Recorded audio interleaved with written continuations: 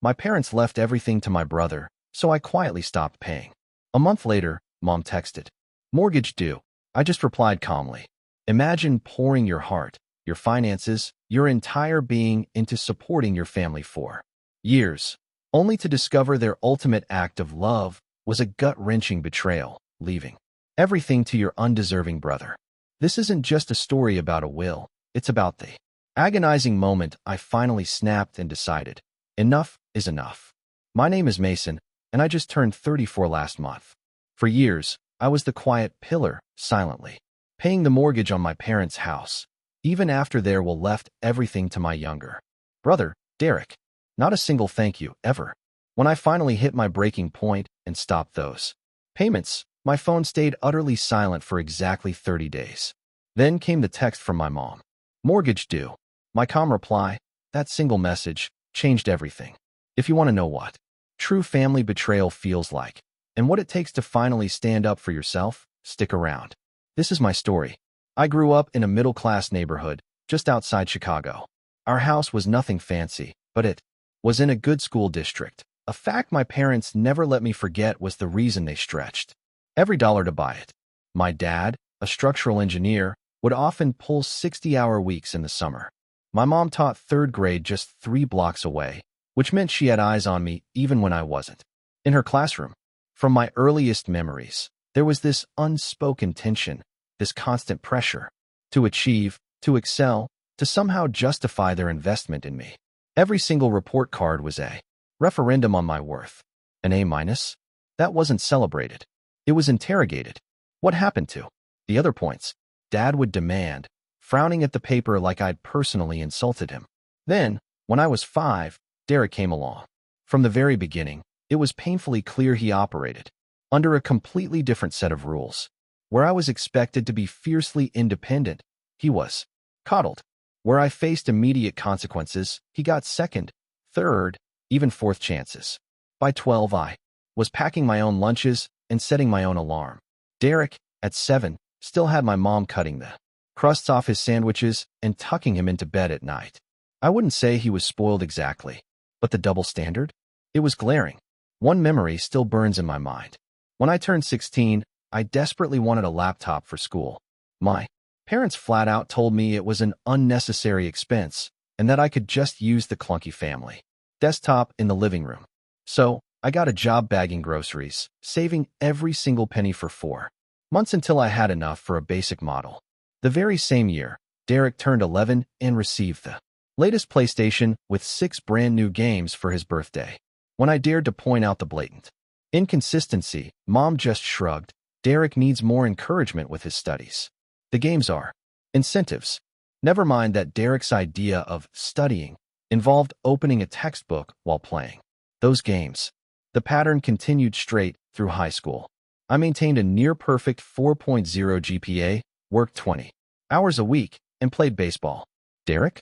He barely scraped by, quit every extracurricular he started, but somehow he got a car for his 15th birthday. Not even his 16th, his 15th. So it would be ready for him the moment he got his license. College made the disparity impossible to ignore.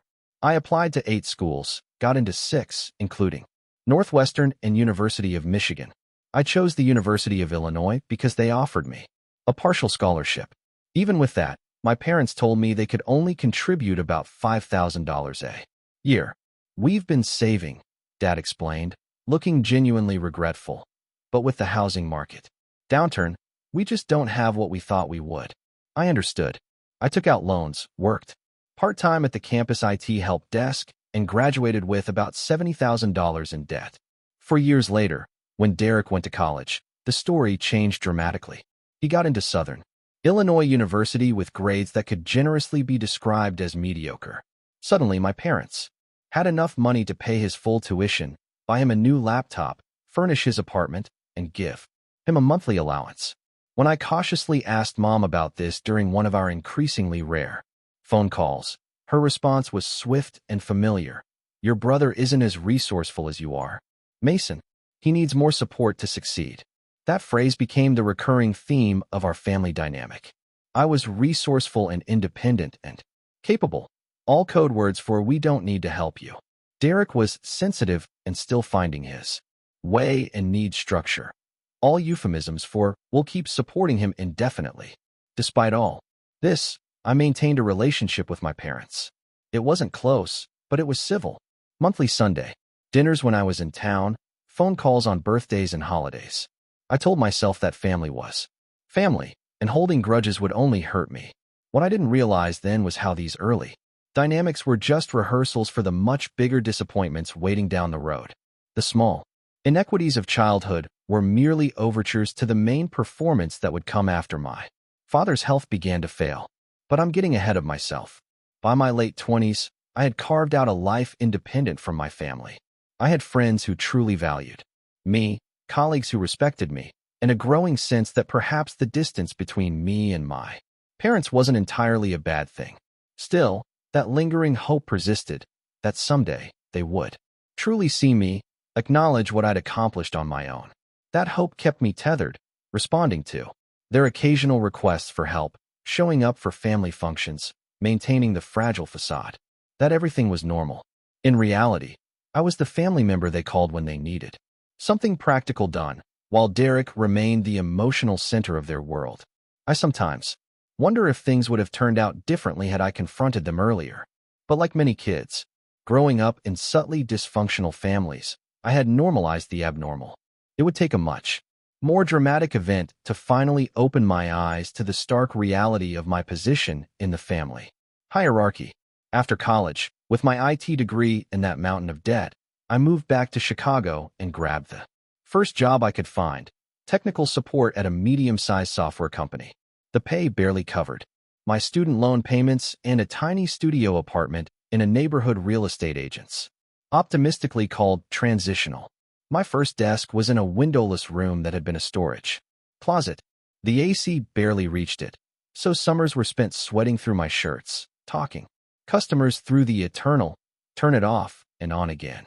But it was a foot in the door of the tech industry, and I was absolutely determined to climb. Within a year, I'd learned enough to move from support to quality assurance. The raise was modest, but the experience was gold. I started taking online courses at night, learning programming languages, making myself more marketable. My social life, ramen noodles, energy drinks, and the glow of my computer screen until 2 a.m. Derek, meanwhile, had switched majors 3 times and was on the 5-year plan at Southern Illinois. My parents never voiced a single concern about the extended timeline or additional expense. When I visited during Christmas, Derek would regale everyone with stories of fraternity parties and spring break trips to Florida, all funded by the bank of Mom and Dad. By year 3, I was a junior developer at a small software development firm. The pay bump allowed me to move to a slightly better apartment and aggressively accelerate my student loan payments. I was utterly determined to be debt-free by 30, a goal that demanded strict budgeting and zero luxuries. At 27, I landed a project manager position at a growing tech company specializing in healthcare software. The salary was finally commensurate with my experience and education, and I began to see a real light at the end of the financial tunnel. That same year, Derek finally graduated and moved back home temporarily while he figured things out. His figuring things out consisted mainly of sleeping until noon and half-heartedly applying for jobs he was either wildly underqualified for or had zero interest in. When I suggested he start with something entry-level, just to build experience, he scoffed. I didn't get a business degree to answer phones, Mason. I bit my tongue, remembering all too well my own time in that windowless closet, doing exactly that. After 8 years of disciplined payments and minimal living expenses, I finally paid off my student loans. The feeling of freedom was indescribable. For the first time in my adult life, my paycheck was truly mine. I celebrated by taking myself out for a steak dinner and buying a new memory foam mattress, the kind that comes delivered in a box. The following year, at 31, I'd saved enough for a down payment on a small condo in Logan Square. It wasn't much, a 1-bedroom with a galley kitchen and a balcony barely big enough for a chair, but it was mine. The pride I felt signing those mortgage papers is something I'll never forget. No one had helped me. No one had co-signed, or gifted me money, or connected me with a special deal. I had done it entirely on my own merit and discipline. That very same month, my phone rang. It was Mom. Dad had been having some health issues and decided to take early retirement. Their income would be significantly reduced, and they were worried about making ends meet. The company pension wasn't as substantial as they'd hoped, and they'd dipped into their savings during Derek's extended college stay and subsequent unemployment. We're not asking for handouts, Mom assured me, though that was exactly what she was about to do. Just a little help with the mortgage until we get things figured out, just temporarily. Despite our complicated history, they were still my parents. I agreed to contribute $1,000 a month toward their mortgage payment. It was a significant amount for me, especially with my own new mortgage, but I rationalized it as the right thing to do. Family helps family, even when that help has historically flowed in only one direction. What was supposed to be temporary assistance quickly became a regular expectation. Months passed, then a year, then two. Derek had finally found a job as a sales rep for a liquor distributor, a position that seemingly involved more drinking than selling. He lived in the basement of our parents' house, ostensibly saving money, though his new car and frequent weekend trips suggested otherwise. Not once did he offer to contribute to household expenses. Not once did my parents suggest he should. The unspoken understanding was always clear. Mason would handle the practical matters. Mason was good with money. Mason was responsible.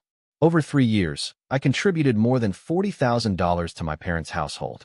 I delayed my own retirement contributions, put off home improvements, and rarely took vacations. Meanwhile, my social media feeds filled with photos of Derek at concerts, sporting events, and bars, always smiling, always carefree. I told myself it was temporary. I told myself I was building good karma. I told myself that surely, when it came time for my parents to consider their legacy, they would remember who had truly been there for them in practical ways, who had sacrificed, who had stepped up. I couldn't have been more wrong. The call came on a Tuesday morning in October. Mom's voice trembled as she told me Dad had suffered a stroke. He was stable but hospitalized, and the prognosis was uncertain. I immediately took emergency leave from work and drove to Northwestern Memorial Hospital, my mind racing with worst-case scenarios. Dad looked small in the hospital bed, tubes and wires connecting him to machines that beeped and hummed in a rhythm that felt both reassuring and ominous. The left side of his face drooped slightly, his left arm motionless on the white sheet. The doctor explained the stroke was moderate, but recovery would be a long road, involving extensive physical therapy. Mom sat beside him, clutching his right hand, looking older than her 66 years. When she saw me, raw relief washed over her face. "Oh, Mason, thank goodness you're here. I don't know what to do about all the paperwork, and the insurance forms are so confusing." I spent the next several hours navigating the labyrinthine healthcare system, talking to insurance reps, filling out forms, trying to understand what would be covered and what wouldn't. It became clear that even with Medicare, there would be significant out-of-pocket expenses. "Where's Derek?"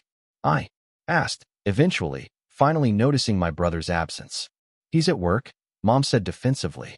"He can't just drop everything. His boss isn't as understanding as yours." I swallowed the bitter retort. That rose to my lips. My boss wasn't understanding. I'd accrued personal days through years of rarely taking time off. But arguing wouldn't help Dad, so I focused on what needed to be done.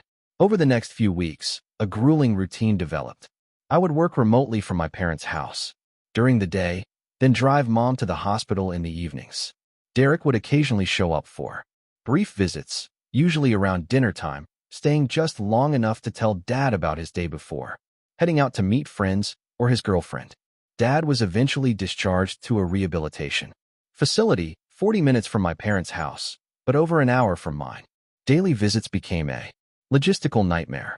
Without a single discussion, it was simply assumed I would handle the transportation, the coordination with therapists, and the ongoing insurance battles. I reduced my hours at work, taking a corresponding cut in pay. My company was supportive, but there were limits to their flexibility. My own mortgage and bills still needed to be paid, and now I was spending additional money on gas, hospital parking, and takeout meals eaten on the go. 2 months into Dad's recovery, Mom received a diagnosis of her own, congestive heart failure. Not immediately life-threatening if properly managed, but serious enough to require medication, dietary changes, and regular medical supervision. The stress of Dad's condition had likely exacerbated her underlying heart issues. Now, I was coordinating care for both parents, shuttling between different medical facilities, picking up prescriptions, and trying desperately to maintain some semblance of my own life. Derek's contribution remained minimal, limited to occasional grocery runs and brief hospital visits, always with a ready excuse about work obligations or prior commitments. During one particularly exhausting week, Mom mentioned she and Dad were thinking about updating their will. With everything going on, we want to make sure our affairs are in order, she explained. Could you help us find a good estate attorney? I researched options and scheduled an appointment with a highly rated firm specializing in elder law and estate planning. I drove my parents to the initial consultation, where the attorney explained the process and their various options. When it came time to discuss the specifics of their assets and intentions, the attorney asked if I would mind stepping out of the room to allow my parents' privacy. I thought nothing of it at the time, assuming it was standard procedure to ensure clients could speak freely. As the weeks passed, Dad's condition improved incrementally. He regained some mobility in his left side and was able to speak more clearly, though he tired easily and became frustrated with his limitations. Mom's health stabilized with medication, but she remained fragile, both physically and emotionally. The financial strain on the household intensified. Medical bills accumulated despite insurance coverage. I increased my monthly contribution to $1,500, cutting back on my own expenses. To make it possible, I convinced myself it was temporary, that once Dad was better, things would return to normal. Then came another setback. Dad developed pneumonia and was readmitted to the hospital. His weakened condition made the infection particularly dangerous, and for a few terrifying days, we weren't sure he would survive. He rallied briefly, then declined again. The doctors prepared us for the possibility that he might not recover this time. Derek finally showed up consistently during this crisis. Though his presence sometimes created more stress than support, he'd question doctors' decisions, suggest alternative treatments he'd read about online, and complain about the quality of care, all without offering to actually do anything practical to help. Dad passed away peacefully on a Sunday morning in early spring. Mom and I were at his bedside. Derek arrived 20 minutes after the nurse pronounced time of death. The next few days passed in a blur of funeral arrangements, notification calls, and paperwork. I handled most of it, operating on autopilot, my grief temporarily suspended in favor of practical necessities. The funeral was well attended. Dad had been respected in his profession and had maintained friendships going back to his college days. Derek gave an emotional eulogy that painted a picture of family harmony and shared adventures that felt utterly foreign to my experience. I chose not to speak, feeling that anything I said would either be dishonest or inappropriately revealing. After the service, Derek hugged Mom for a long time, making a show of his grief, then announced he needed to get back to his girlfriend's place to process everything. He wouldn't be staying to help with the countless tasks that follow a death. No surprise there. That night, alone in my condo, the reality of Dad's death finally hit me. Despite our complicated relationship, he had been a constant in my life, a figure I both sought approval from and rebelled against. Now he was gone, and I would never have the opportunity to resolve our unspoken tensions or hear him say he was proud of me. I allowed myself one night of grief before returning to my parents' house the next day to help Mom sort through Dad's belongings and begin the process of settling his estate. The reading of the will was scheduled for the following week. Despite everything, I still harbored hope that Dad had recognized my contributions and commitment in his final arrangements. That hope would soon be extinguished in the most painful way possible. The reading of the will took place in the conference room of the law firm I had researched and recommended. The irony of this detail would not escape me later. The space was tastefully decorated. In that generic professional way lawyers' offices tend to be, dark wood, landscape paintings in muted colors, leather-bound books on shelves that looked like they'd never been opened. Mom sat with Uncharacteristic stillness, hands folded in her lap, wedding ring still on her finger. Derek slouched in his chair, scrolling through his phone until the attorney cleared his throat pointedly. I sat straight, hands resting on the table, mentally prepared for the formalities of asset division and executor responsibilities that I assumed would, naturally, fall to me. Mr. Patterson, the attorney, adjusted his glasses and began reading the standard legal preamble, establishing that this was indeed the last will and testament of Robert James Wilson, being of sound mind, etc. I half listened, my thoughts drifting to the pile of work emails accumulating during my absence and the growing list of tasks I needed to handle for Mom. Now regarding the distribution of assets, Mr. Patterson continued, bringing my attention back to the present. To my son, Mason Alexander Wilson, I leave my Omega wristwatch, which was given to me by my own father, and the accompanying letter in the envelope marked with his name. I blinked, waiting for the next item. Surely there would be more. To my wife, Margaret Ellen Wilson, I leave our joint investment account at Fidelity Investments, the balance of our joint checking and savings accounts, and all personal items not specifically designated elsewhere in this document. I shifted in my seat, a faint unease beginning to form. 2.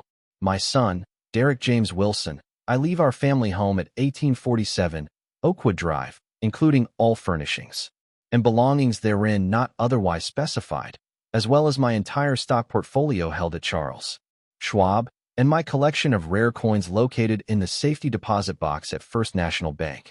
Box number 247. The room seemed to tilt slightly. I gripped the edge of the table, certain I had misheard, or that there was more to come. There had to be more. This concludes the distribution of assets, Mr. Patterson said, glancing up from the document. The remainder of the will contains standard legal provisions regarding the settlement of debts and the appointment of Margaret Wilson as executor, with Derek Wilson as successor executor should she be unable to serve. I'm sorry, I interrupted, my voice sounding distant to my own ears. Could you repeat the asset distribution? I think I might have missed something. Mr. Patterson looked distinctly uncomfortable, but obliged, repeating the exact same provisions. The family home, worth approximately $400,000 in the current market. The stock portfolio, which I knew contained blue-chip investments accumulated over 30 years, conservatively worth, at least, $250,000. The coin collection, a hobby of Dad's that had become surprisingly valuable over time, worth perhaps $50,000. All of it. Every significant asset had been left to Derek. My inheritance consisted of a 50-year-old watch that Dad rarely wore and a letter. I looked at Mom, searching for some sign of surprise or discomfort, some indication that this outcome was as unexpected to her as it was to me. Her expression remained neutral, her eyes not quite meeting mine. This can't be right, I said, hearing the tremor in my voice. There must be some mistake. I assure you, Mr. Wilson, this is the document your parents signed 3 months ago, Mr. Patterson replied. They were both deemed competent by 2 witnesses, and everything is legally binding. But I've been paying the mortgage. I blurted, the words tumbling out before I could consider their appropriateness. I've been supporting them financially for years. I took care of Dad through his illness. I drove Mom to all her appointments. I've put my life on hold. Derek finally looked up from his phone, a smirk playing at the corners of his mouth. Sounds like you did that by choice, bro. Nobody forced you. I stared at him, this stranger who shared my blood, but apparently none of my values. You knew about this, I said, realization dawning, a cold dread spreading through my chest. You've known all along. He shrugged, neither confirming nor denying, but his utterly unsurprised demeanor told me everything I needed to know. Mason, Mom said, finally speaking, her voice gentle but with an unmistakable undercurrent of steel. Your father and I discussed this at length. We felt it was the fairest way to handle things. You've always been the strong one, the independent one. Derek needs more security than you do. The familiar, infuriating refrain trotted out once again to justify the unjustifiable. I felt something break inside me, some last thread of hope that had stubbornly persisted despite years of evidence to the contrary. May I have the letter, please? I asked Mr. Patterson, my voice unnaturally calm. He handed me an envelope with my name written in Dad's distinctive handwriting. I opened it carefully, aware of 3 pairs of eyes watching me.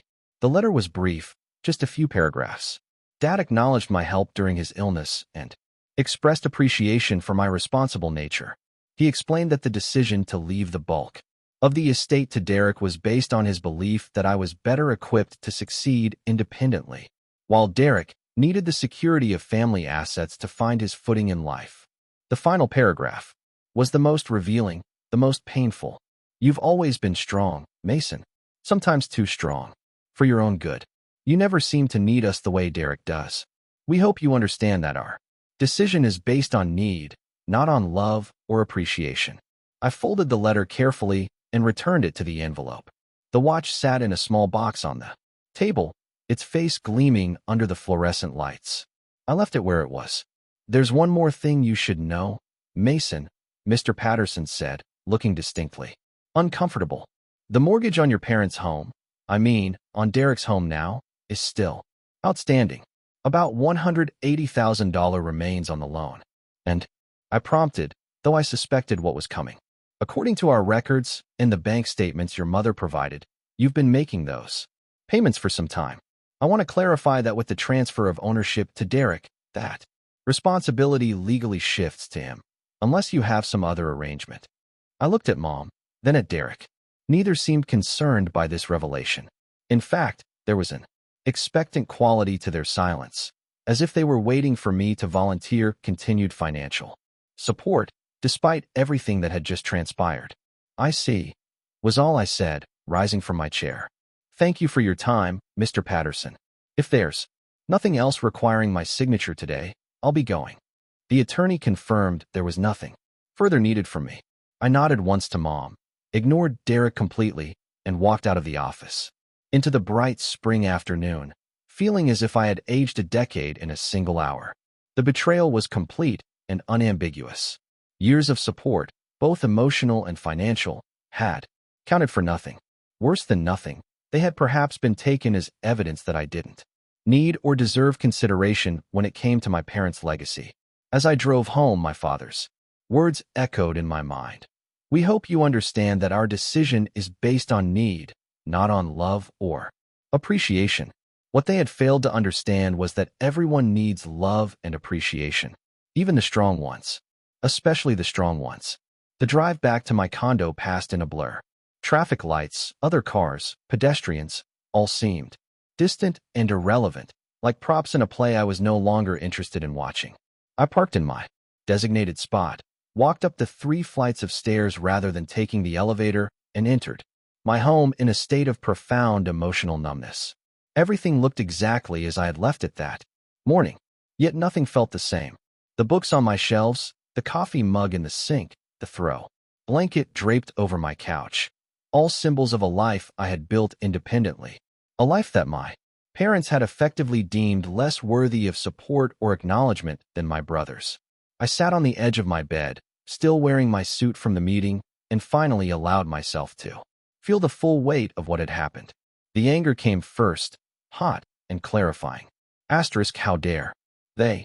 Asterisk, after everything I had done, everything I had sacrificed. How could they dismiss me so completely?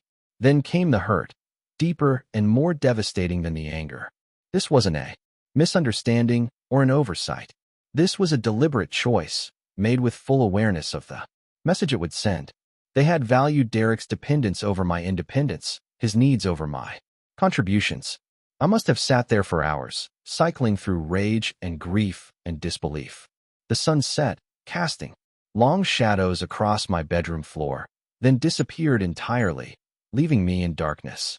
I didn't bother turning on the lights. The darkness suited my mood. Around midnight, my phone chimed with a text message. It was from Trevor, my closest friend since college, checking in after not hearing from me all day. I had forgotten we were supposed to meet for drinks after what I had naively expected to be a straightforward while reading. I texted back a brief explanation, expecting sympathy, but not advice. Trevor's response was immediate and unequivocal. Dude, cut them off. All of them. They've been using you for years. The bluntness of his assessment startled me. Had they been using me? I had always framed my support as a choice, a responsibility I was accepting. But looking back, there had been an expectation that I would help, an assumption that Mason would handle things, because that's what Mason did. The next morning, I called in sick to work for the first time in 3 years. I needed space to think, to process, to decide what came next. Around noon, my colleague Samantha called, concerned by my absence. Samantha and I had started at the company around the same time and had developed a friendship based on mutual respect and occasional happy hour commiserations. I found myself telling her everything, the words pouring out in a disorganized jumble of facts and feelings. She listened, without interruption, making only occasional sounds of acknowledgement or disbelief. "That's seriously messed up," she said when I finally ran out of words. "But Mason, have you actually told your mom how you feel about this?" Really told her, not just hinted or assumed she should know. I had to admit I hadn't. In the shock of the moment, I had retreated rather than confronted. "Maybe start there," Samantha suggested. "At least give her a chance to explain. And if her explanation sucks, then you can decide what boundaries you need to set going forward." It was reasonable advice. Mature advice, the kind of measured response I would typically value. But there was a part of me that resisted the idea of having to explain why I felt betrayed, as if the facts themselves weren't glaringly obvious. Nevertheless, I called Mom that afternoon. The conversation was brief and unsatisfying. She expressed surprise at my reaction, claiming they thought I would be fine with the arrangement, given my successful career and independent lifestyle. "We just thought Derek needed the security more than you did," she repeated, as if saying it enough times would magically make it reasonable. "And what about what I might have wanted?" I asked. "Did that factor into your decision at all?" "Mason, don't be childish," she said, her tone shifting from conciliatory to reproving.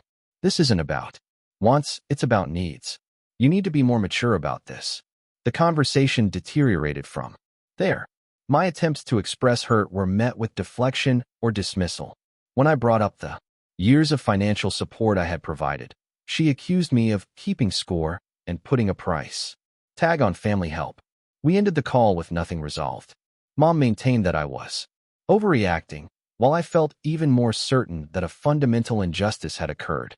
My next step was to try reaching Derek, though I had few expectations of a productive conversation. As predicted, he didn't answer my calls.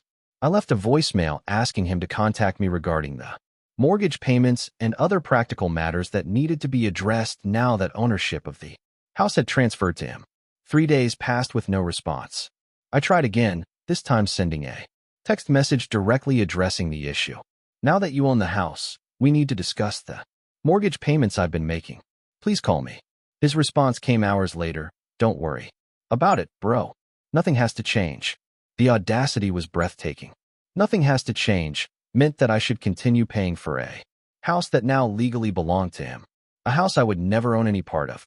A house that represented the clearest possible statement of my parents' priorities.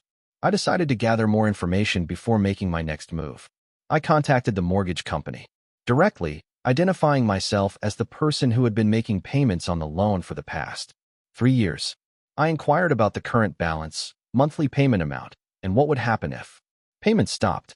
The representative explained that the loan was still in my parents' names, as the property transfer after Dad's death hadn't yet been recorded with the mortgage company. Once that happened, Derek would need to either assume the loan or refinance. In the meantime, the bank didn't care who made the payments, as long as they were made. If payments stopped, the normal delinquency process would begin, potentially leading to foreclosure after several months of non-payment. Armed with this information, I spent the next few days considering my options. Trevor's advice to cut them off echoed in my mind, as did Samantha's more measured suggestion to establish clear boundaries. I thought about my own financial situation, the retirement contributions I had delayed, the home improvements I had postponed, all to help my parents maintain their lifestyle and keep their house, a house that would never be mine. The monthly mortgage payment was due in 1 week. I had set up an automatic transfer from my account to cover it, a transfer I could cancel with a few clicks. It would be so easy to just let it go through, to continue the pattern of support that had become second nature over the years, the path of least resistance. But something had profoundly changed in me. The revelation of the will had crystallized years of small inequities into one undeniable truth. My parents and brother saw my support as an entitlement, not a gift. They expected me to continue carrying their burdens while receiving nothing in return, and not even the basic acknowledgement of equal treatment in my parents' final wishes. I logged into my bank account and canceled the automatic transfer.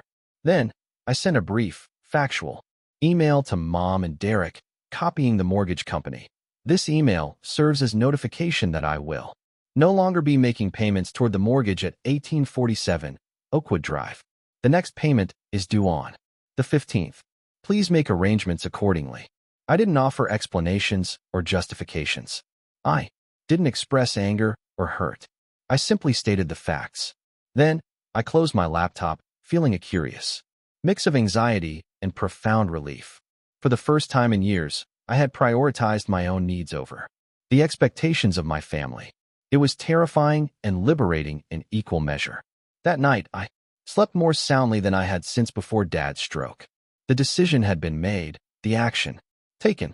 Whatever came next, I would face it knowing I had finally stood up for myself in a clear and unambiguous way. 30 days passed with no communication from either Mom or Derek. Not a call, not a text, not an email. The silence was both unnerving and confirming.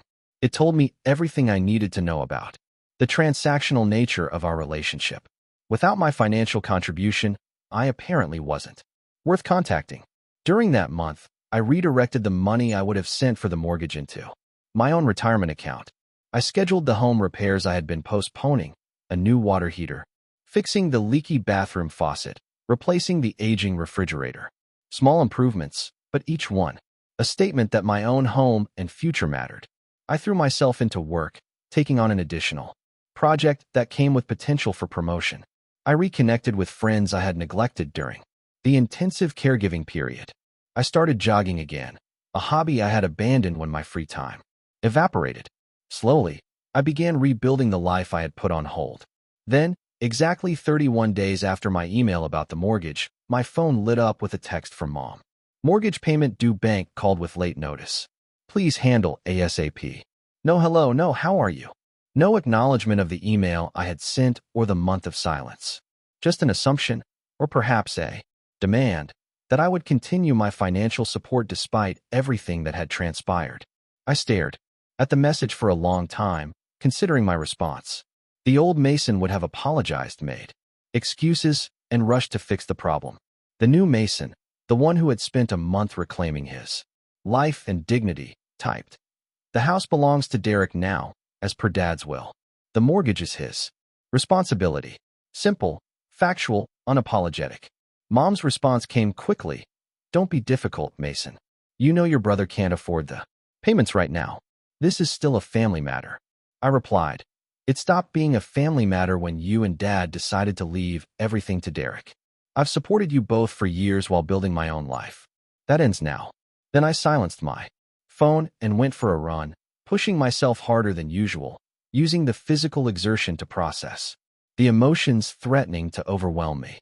By the time I returned home, sweaty and exhausted, my phone showed 6 missed calls.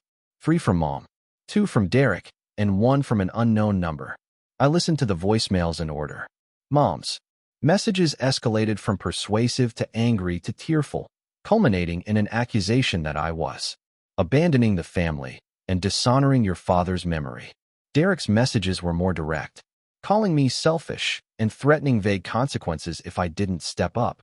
The unknown number turned out to be the mortgage company, calling to verify my email about ceasing payments. I returned only the mortgage company's call, confirming that I was no longer responsible for or involved with the loan. The representative noted this in their system and suggested that the primary borrowers contact them directly to discuss options if they were having difficulty making payments. Later that evening, my doorbell rang. I opened it to find Mom and Derek standing there, both wearing expressions that mixed anger and desperation. I hadn't seen either of them in person since the reading of the will. "May we come in?" Mom asked, her her tone suggesting it wasn't really a question. I stepped aside silently, allowing them into my condo. We stood awkwardly in my small living room, none of us making a move to sit down. "This has gone far enough, Mason," Mom began. "I understand you're upset about the will, but punishing us financially isn't going to change anything." "I'm not punishing anyone," I replied calmly. "I'm simply aligning my financial responsibilities with the reality of the situation. Derek owns the house now. It's his asset, his responsibility." "You know I can't afford the payments," Derek interjected, his face flushed. "I'm still establishing my career. My commission checks aren't consistent yet." "You're 34, I pointed out. "The same age I was when I started paying for a house I didn't own and would never inherit. Funny how that works." "This isn't a game, Mason," Mom said sharply. "We could lose the house. Is that what you want? For your mother to be homeless?" "You wouldn't be homeless," I replied, maintaining my composure. "You have options. You could sell the house and buy something more affordable. Derek could get a second job or a roommate to help with expenses. You could sell some of the stocks Dad left him. There are many solutions that don't involve me continuing to pay for someone else's asset." "Those are all your father's stocks?" Mom exclaimed, as if I had suggested selling a family heirloom. "Yes," I agreed. "The stocks he chose to leave entirely to Derek, just like the house. Assets come with responsibilities. That's how ownership works." Derek paced my small living room, running his hands through his hair in frustration. "I can't believe you're doing this to us, after everything Mom and Dad did for you." I laughed, a short, humorless sound. "What exactly did they do for me, Derek? They didn't pay for my education. They didn't help me buy my home. They didn't support me during hard times. In fact, it's been entirely the opposite. I supported them financially and practically for years. And in return, they left me a watch." "They raised you," Mom countered. "They gave you a good home, a good education. They did the bare minimum that parents are supposed to do," I replied.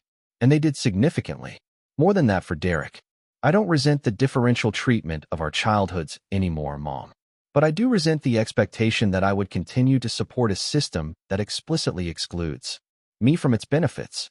The conversation circled for nearly an hour, with Mom and Derek alternating between guilt trips, accusations, and occasionally, when those tactics failed, attempts at compromise that still fundamentally relied on me continuing to pay for the house. I remained firm. The mortgage was now Derek's responsibility. If he couldn't afford it, he needed to make different choices, just as I had made choices and sacrifices throughout my adult life. Finally, when it became clear that I wouldn't budge, Mom suggested reluctantly that perhaps they could sell some of the stocks to catch up on the mortgage payments and refinance the loan to lower the monthly amount. "That sounds like a reasonable approach," I said, relieved that they were finally accepting reality. "I just don't understand why you're being so cold about this," Derek said, shaking his head. "This isn't the brother I know." "You're right," I agreed. "I'm not the same person who would sacrifice his own well-being to prop up an unfair system. That person is gone. This is the brother who respects himself enough to set boundaries." They left shortly after, Mom teary-eyed and Derek sullenly silent. I closed the door behind them and leaned against it, exhaling slowly.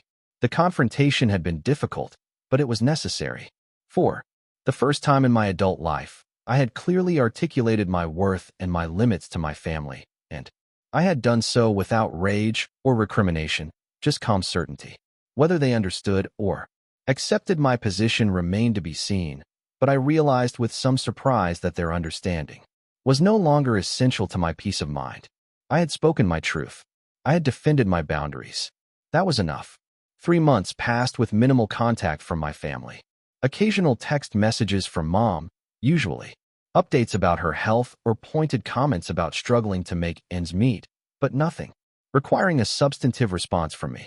Derek maintained radio silence, apparently still nursing his resentment over my refusal to continue financing his inheritance. Through mutual acquaintances, I heard that they had indeed sold some of the stocks to catch up on the mortgage payments, but ultimately decided that maintaining the house was too expensive. They listed it for sale in late summer, accepting an offer slightly below asking price, but enough to pay off the remaining mortgage and provide a modest cushion. Mom moved in with Derek and his girlfriend, taking the spare bedroom in their rented apartment. According to neighborhood gossip, Derek had finally secured a more stable position with a pharmaceutical sales company, motivated perhaps by the sudden responsibility of supporting his mother. I focused on my own life during this time. The promotion I had been working toward came through, along with a significant salary increase. I started dating again, meeting Rebecca through a hiking group organized by friends. She was smart, independent, and refreshingly direct, values I had come to appreciate more deeply after recent events. When I told her about my family's situation, she didn't offer platitudes or urge reconciliation. Instead, she said, "It sounds like you finally demanded the respect you deserve. That takes courage." Her understanding reinforced my confidence in the boundaries I had established. For months after our confrontation in my living room, I received a letter from Mom. Not a text or email, but an actual handwritten letter on stationery. The formality of it suggested importance. A communication that required more thought than a quick electronic message. I opened it with a mixture of curiosity and caution, unsure what to expect. The letter began without preamble. "Dear Mason, I've been doing a lot of thinking these past few months. Losing the house was difficult more emotionally than practically. It represented so much of your father's and my life together, our hopes and plans. But maybe it was time to let go of that particular dream. Living with Derek has been enlightening. I love my son, but I now see aspects of his character that your father and I may have enabled over the years. His expectations of support without corresponding responsibility. His sense of entitlement to help without gratitude. I recognize these traits because I exhibited them toward you. Asterisk. I realize now how much we took your support for granted, how we accepted your help as our due while giving preferential treatment to Derek. The clarity of hindsight is sometimes painful. Your father and I made mistakes in how we parented both of you. We expected too much from you and too little from Derek. In trying to strengthen one son, we may have weakened the other. In trying to protect one, we may have failed to appreciate the other. Asterisk. I don't expect this letter to change anything between us immediately. Trust once broken isn't easily repaired, but I wanted you to know that I understand better now why you made the choice you did, and that I don't blame you for it. If you're open to it, perhaps we could meet sometime, just to talk. No expectations, no requests, just two adults finding a new way to relate to each other. With love and regret. Asterisk. Mom. I read the letter twice, then set it aside to process my reactions. There was a part of me that instinctively wanted to rush to reconciliation, to forgive immediately and completely, to return to some idealized version of family harmony. But I recognized that impulse as a pattern I was trying to break, the pattern of prioritizing others' needs above my own emotional health. After careful consideration, I texted Mom suggesting we meet for coffee at a neutral location. The following weekend, I deliberately chose a public setting with a natural time limit, establishing boundaries. Even in this tentative step toward reconnection, we met at a small cafe halfway between our homes. The conversation was initially awkward, with long pauses and careful navigation around sensitive topics. But gradually, something shifted. For perhaps the first time, we spoke to each other as adults with equal standing, not as mother and child locked in established roles. Mom shared more about her new living arrangement, including the challenges of adjusting to a smaller space and the tension that sometimes arose between her and Derek's girlfriend. She mentioned that Derek had started therapy, prompted by relationship difficulties that emerged when his girlfriend observed the dynamic between him and Mom. He's learning some hard truths about himself, Mom said, stirring her coffee. Truths I should have helped him face years ago. I shared a little about my promotion and my relationship with Rebecca, careful not to overshare or seek approval. This was information freely given, not validation requested. As we prepared to leave, Mom hesitated, then said, "I want you to know that I'm proud of you, Mason. Not just for your career success, but for having the courage to stand up for yourself, even when it was difficult, even when it was against me." The words I had waited decades to hear, delivered now, when I no longer needed them desperately, but could appreciate them for what they were, a recognition of growth on both our parts. Our relationship continued to evolve over the subsequent months. We established a new pattern of occasional phone calls and monthly coffee meetings. The conversations remained primarily in the present, focusing on current experiences rather than relitigating past hurts. It wasn't the close mother-son bond some might envision, but it was honest and sustainable. Derek and I maintained a more distant relationship. We exchanged birthday texts and saw each other at occasional family gatherings, but there was no pretense of closeness. Perhaps someday that would change if he continued his journey of self-awareness, but I no longer felt responsible for managing or improving our connection. The most significant change, however, was within myself. The financial freedom that came from ending my support of the family home allowed me to fully fund my retirement accounts, build an emergency fund, and even begin saving for a down payment on a larger condo or small house. I took my first real vacation in years, traveling to Portugal with Rebecca for 2 glorious weeks of exploration and relaxation. Beyond the practical benefits, I experienced a profound shift in my sense of self-worth. By establishing clear boundaries and expecting fair treatment, I had broken the cycle of self-sacrifice that had defined much of my adult life. I learned that saying no to unreasonable expectations wasn't selfish. It was an essential act of self-respect. In the end, the inheritance that truly mattered wasn't the material assets my parents distributed in their will. It was the lesson I finally learned through their actions and my response that we teach people how to treat us by what we accept, what we allow, and what we confront. Sometimes the most loving thing you can do for yourself and for others is to stand firmly in your worth, even when doing so disrupts comfortable patterns of behavior. Sometimes true family healing begins not with forgiveness or reconciliation, but with the courage to say, "This stops now." I know now that strength isn't measured by how much you can endure in silence, but by how clearly you can speak your truth when it matters most. And sometimes, to be heard, you have to be willing to walk away from those who refuse to listen. If my story resonates with you, I hope it gives you the courage to examine the boundaries in your own life. Are you being valued as you deserve? Are your contributions being acknowledged? Are you accepting treatment that diminishes rather than enhances your sense of worth? These aren't easy questions, but they're essential ones. Have you ever had to set difficult boundaries with family members? What helped you find the strength to stand up for yourself? Share your experiences in the comments below. Remember, every time you honor your worth, you give others permission to do the same. Thank you for listening, and take care of yourselves out there.